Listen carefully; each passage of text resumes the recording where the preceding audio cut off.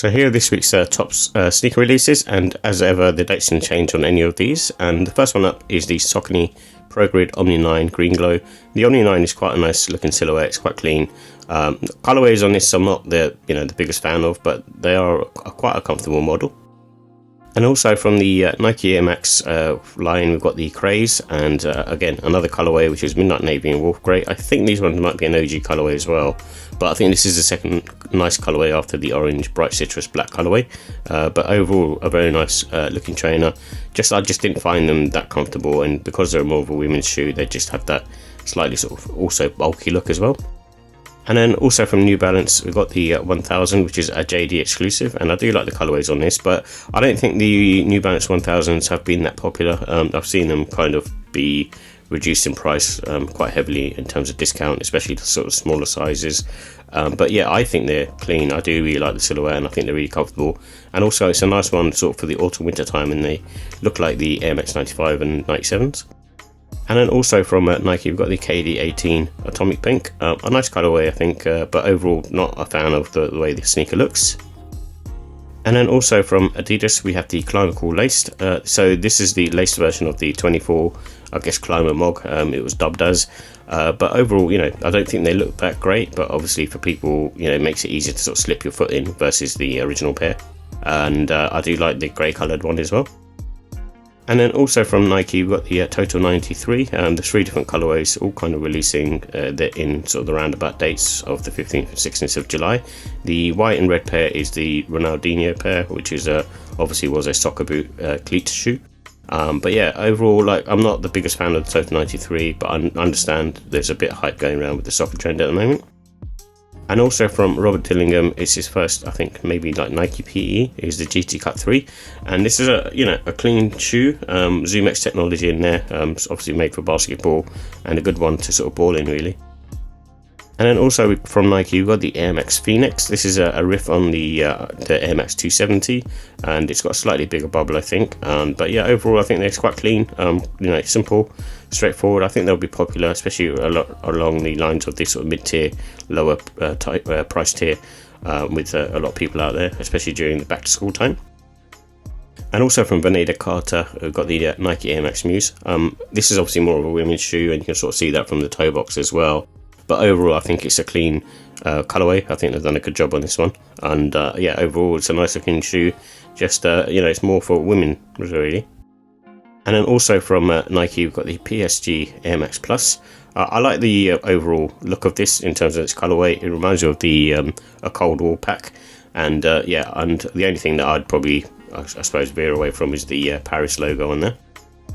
And also from Nike, we've got the Lebron 21 Prime 93, and yeah, this is a mashup of Deion Sanders DT Max 92, I believe. And so with this trainer, you got the kind of best of both worlds, and with modern tech, but also kind of giving an homage to the previous version of the DT Max.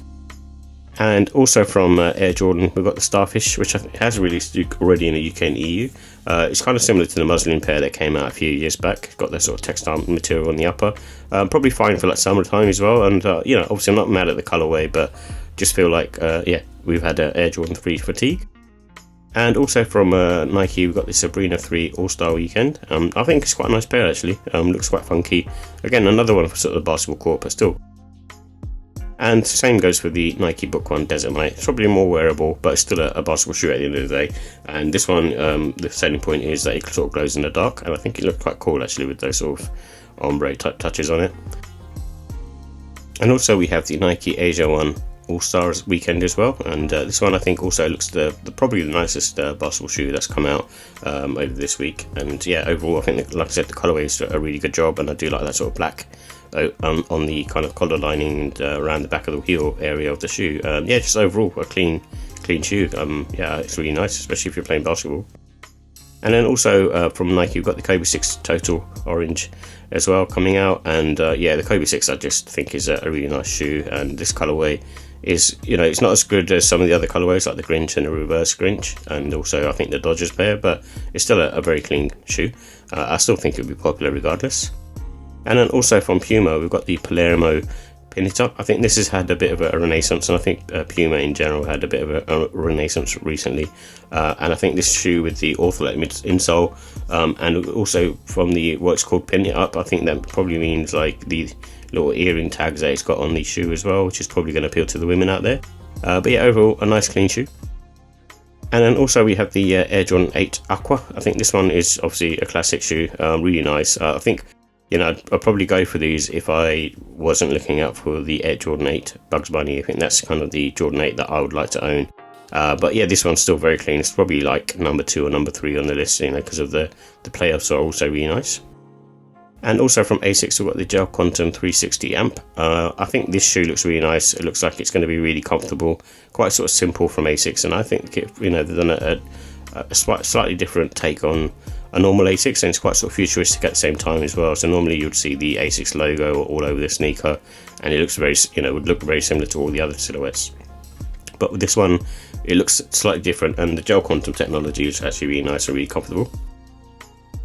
And also from Asics, we've got the Gel 1130. I think this is a, you know, 1130 is a really nice and easy to wear shoe, very comfortable on foot, especially for the price.